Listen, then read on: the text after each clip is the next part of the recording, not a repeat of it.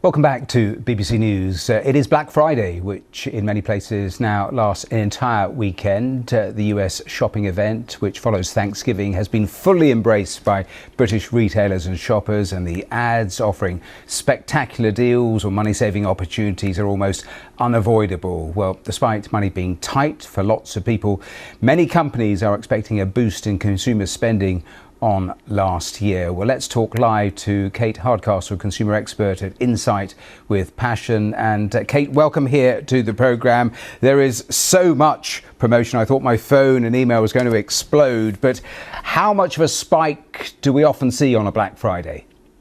Yes. Oh, thanks for having me. And what you described is what many of us as consumers feel, almost a bombardment of this marketing moment that really shouldn't make sense across the UK calendar and a lot of other cultural calendars, because we don't celebrate Thanksgiving. Of course, it's a day after Thanksgiving where American shoppers traditionally went for a bargain, but it suits many other areas because we're actually in the lead up to Christmas, and that's when we will see a hike in people purchasing extra items. Therefore, that discounting period really counts. But what you're experiencing, what we're hearing is from research that maybe all the discounts are as genuine as they seem, and there are better times of year to purchase, which has certainly been proven once again this year.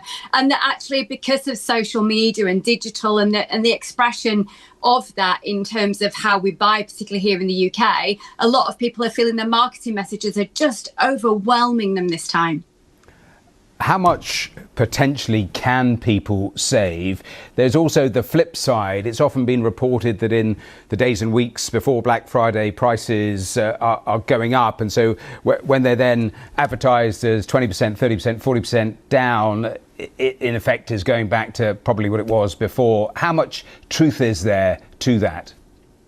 Well, there's a couple of things you mentioned. In the UK, we've got new legislation this year in terms of prices and how much more we need that transparency to get clarity as customers. Because if you don't need to buy right now, as I mentioned, there are better times of year probably to buy the majority of items for sale right now. But the discounting period suits us. So what I'd say is, as consumers, it's important we try and lean away from this need for immediacy. That's certainly what drives a lot of this. We buy very emotionally, and we've got to really start putting ourselves in the freezer a little bit and our credit cards when we consider the purchase and do a bit of research. Do we need it now? Have we got the budget for it?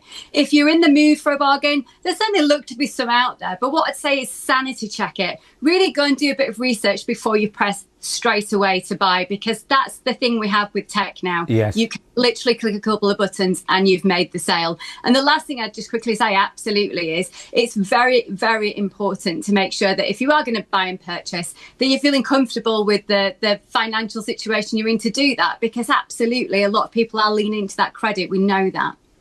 Yes, and of course, the other word of caution, Kate, is fraud, because so many people buying online. And of course, within deals, there are often many, many scams as well. Kate, we have to leave it there, but thanks for your time. Good.